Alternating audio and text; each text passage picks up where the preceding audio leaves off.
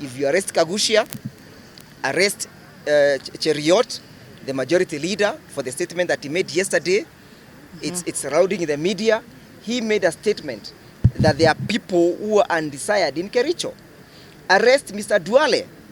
He insulted the Kikuyu community. He said we are Fisi. Arrest Omar Hassan.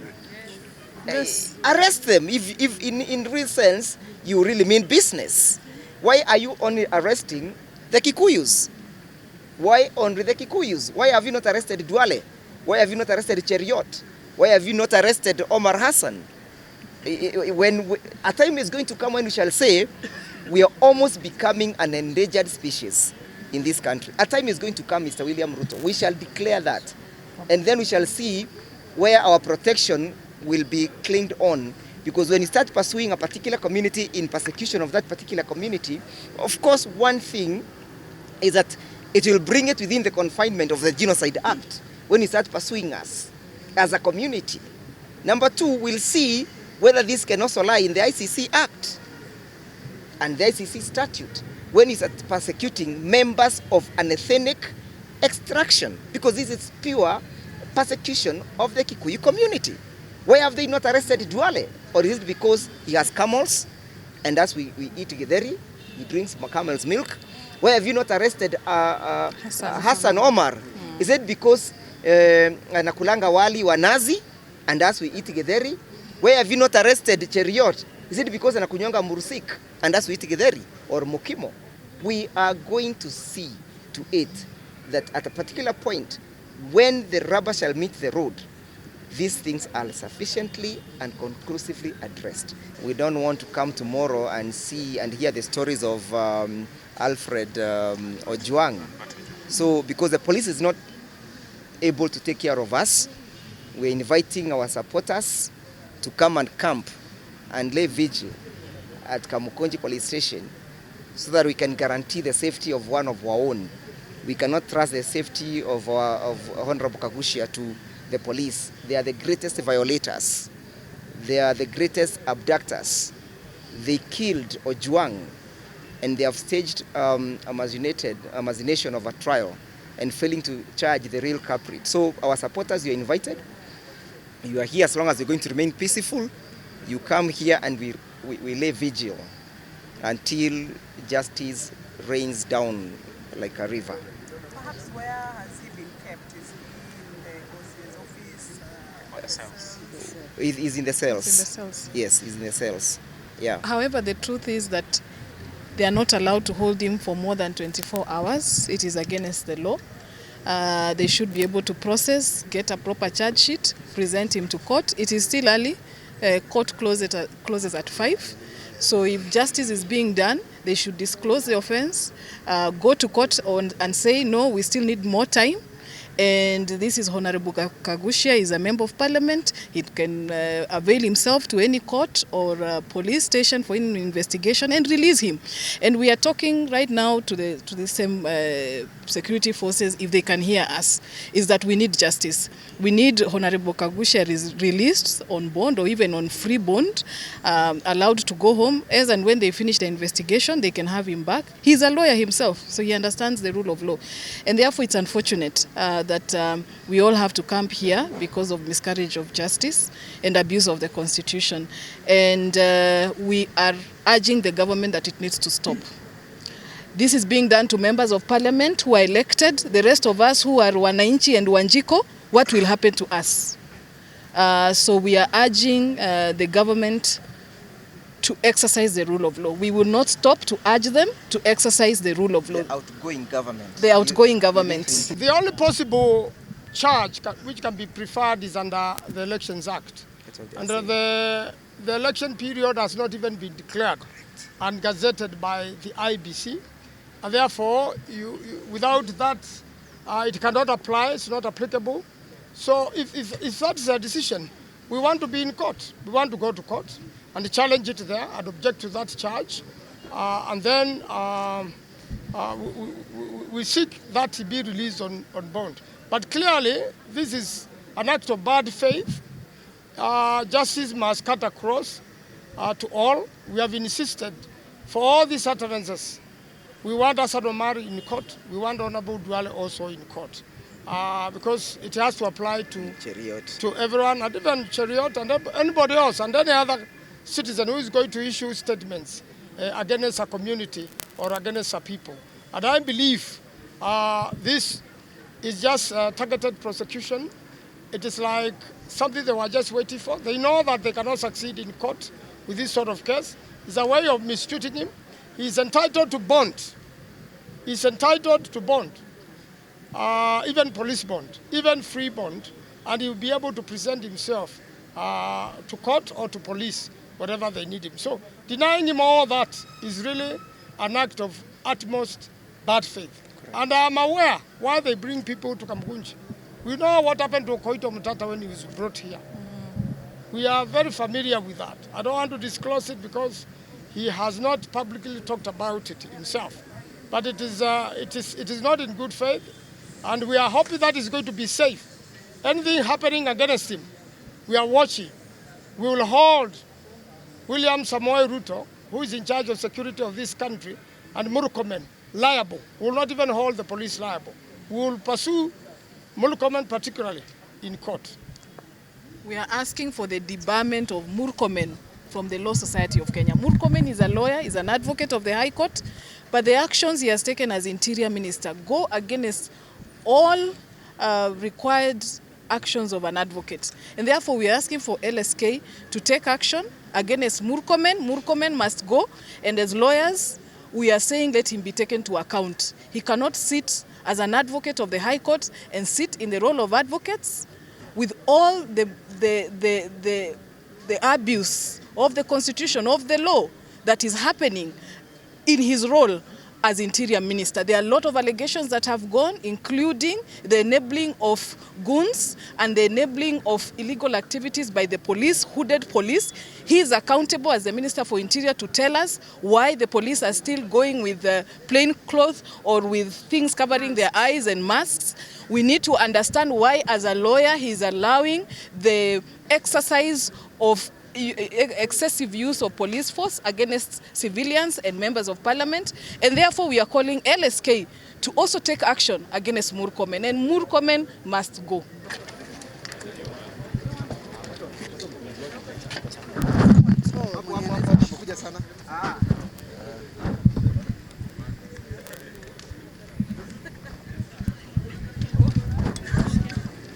Kushika microphone.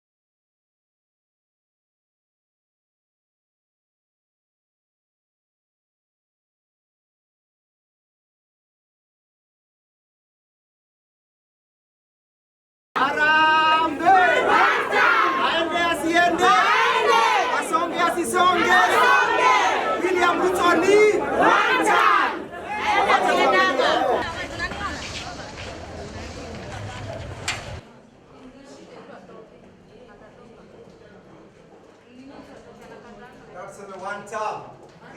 Sema one term.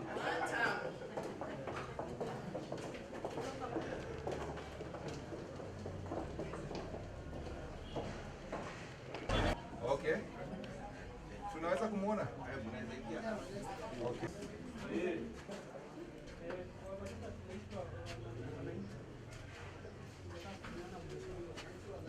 Hey, good morning, sirs. Why, thank you.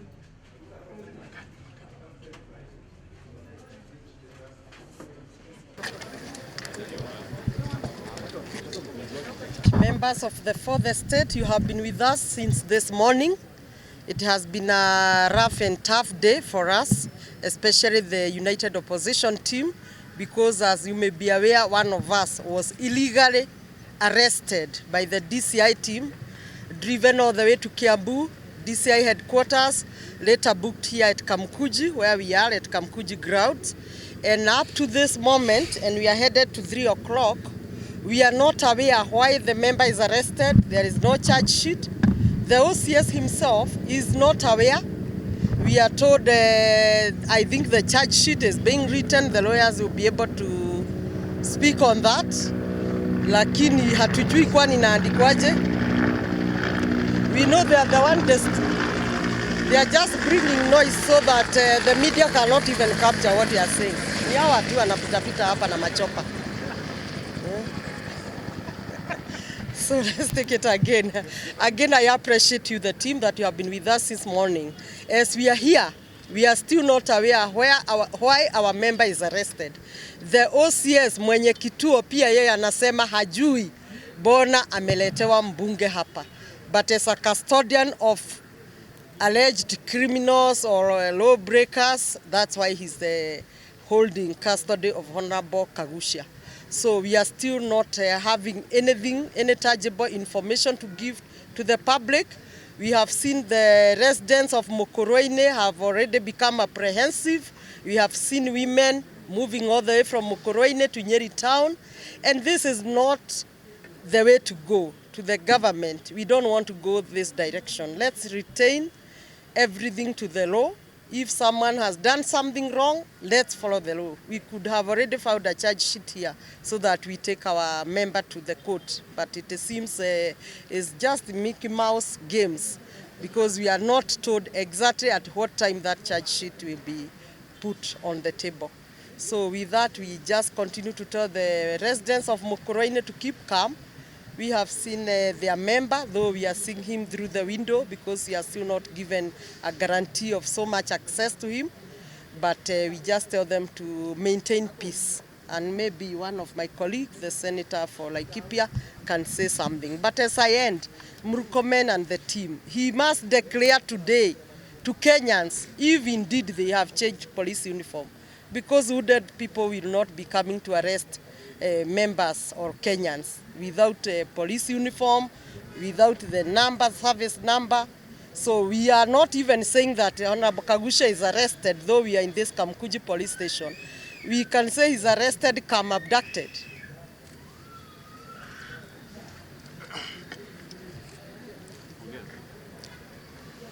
Kwanza kabisa nataka kushutumu hili tendo la kumuinda mbunge usiku kucha. Kuanzia jana usiku amewindwa midhiri ya swara. Alafu baadaye kupelekwa katika maafisa ujasusi. Tumekuja hapa hatujapata sababu yoyote ambayo imemfanya yule mbunge kushikwa. Sheria za Kenya ni dhahiri kwamba ikiwa umefanya kosa unapaswa kushtakiwa kwa mujibu wa sheria. Lakini tumekuwa hapa kuanzia asubuhi. Kumuona mbunge mwenyewe unamuonea kwa mwanya, ni kama mtu ambaye amefanya makosa makubwa na hatuambii ni makosa magani amefanya. Ikiwa amefanya makosa, sheria ziko wazi, Mheshimiwa Kaguchia astakiwe kulingana na mujibu wa sheria za Jamhuri ya Kenya.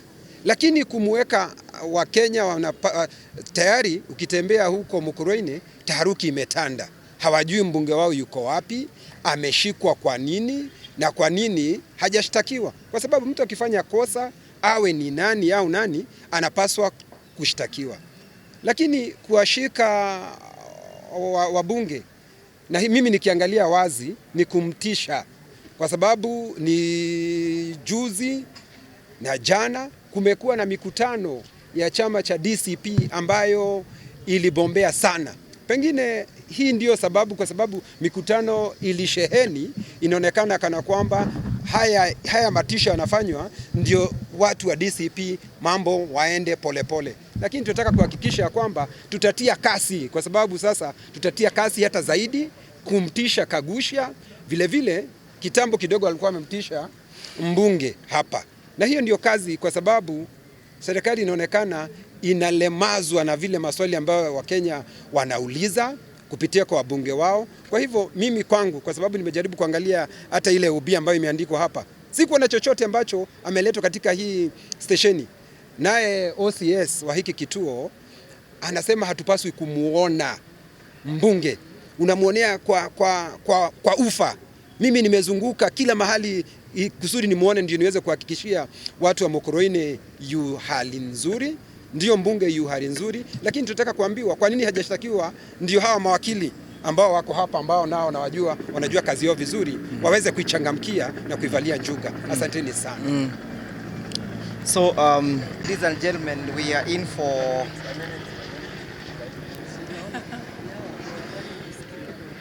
for a night of long knives.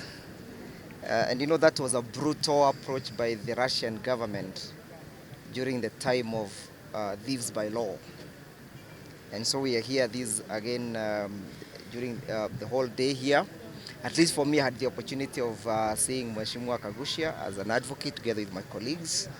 I've also insisted that we need to have a look at the proposed charges. We have been able to see and sneak through the OB, which is one of the rights of an accused person.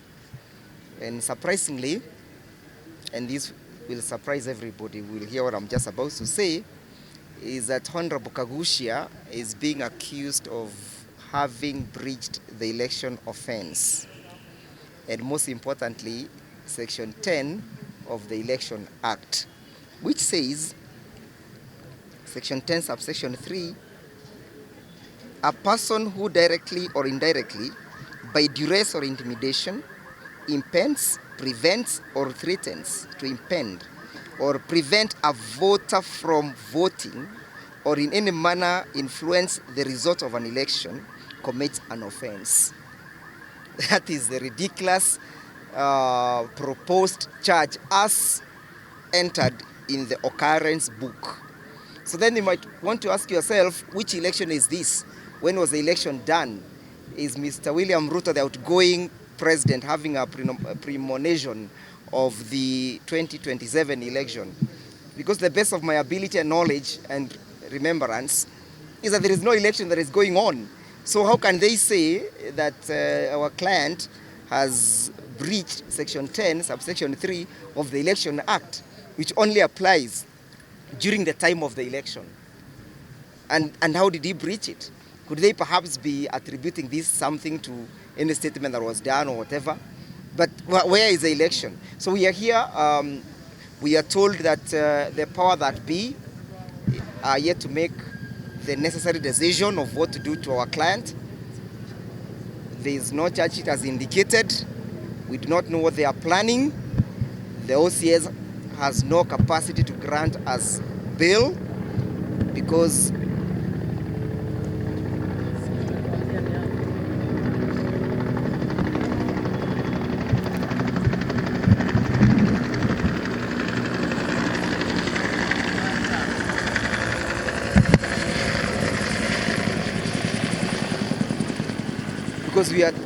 we are told that these are powers from above, and whenever you hear powers from above, you must understand, ladies and gentlemen, that we don't have a constitution anymore, that the rule of law do not reign in this country. We are being governed by the rule of men, but I'm sure one day, one time, we shall overcome. So that's the situation as at now.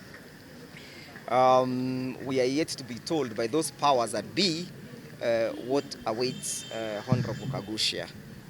Yeah. Is there any possibility of taking him to court tomorrow, or we can just... From the indication, there is no possibility that they're going to produce him before any court. There is no possibility from what we can see. And from the previous experience, there is no indication that they are going to produce him before in a court of law during the day. There is no possible indication. Time is moving. What do we expect from you? Are you going to camp here until overnight if he is released or something? We shall camp here, and we're inviting our supporters to come and help us hold vigil so that we are aware that Mr. Kaguchia's safety is guaranteed. We don't want to come tomorrow and see and hear the stories of Alfred Ojwang. So because the police is not able to take care of us, we're inviting our supporters to come and camp and lay vigil at Kamukonji police station so that we can guarantee the safety of one of our own. We cannot trust the safety of Honorable Kaguchia to the police. They are the greatest violators. They are the greatest abductors. They killed Ojwang, and they have staged a machination of a trial and failing to charge the real culprit. So our supporters, you are invited. You are here as long as you're going to remain peaceful. You come here and we lay vigil until justice rains down like a river. Perhaps where has he been kept? Is he in the OCS office? Or the cells? He's in the cells. In the cells. Yes, he's in the cells. Yeah. However, the truth is that they are not allowed to hold him for more than 24 hours. It is against the law. They should be able to process, get a proper charge sheet, present him to court. It is still early. Court closes at 5. So if justice is being done, they should disclose the offense, go to court and say, no, we still need more time. And this is Honorable Kaguchia, is a member of parliament. He can avail himself to any court or police station for an investigation and release him. And we are talking right now to the same security forces, if they can hear us, is that we need justice. We need Honorable Kaguchia released on bond or even on free bond, allowed to go home. As and when they finish the investigation, they can have him back. He's a lawyer himself, so he understands the rule of law. And therefore, it's unfortunate that we all have to camp here because of miscarriage of justice and abuse of the Constitution. And we are urging the government that it needs to stop. This is being done to members of parliament who are elected. The rest of us who are Wananchi and Wanjiko, what will happen to us? So we are urging the government to exercise the rule of law. We will not stop to urge them to exercise the rule of law. The outgoing government. The outgoing government. Insist on that. That's the last question. The one-term Last question, government. Kelly. Yes. As far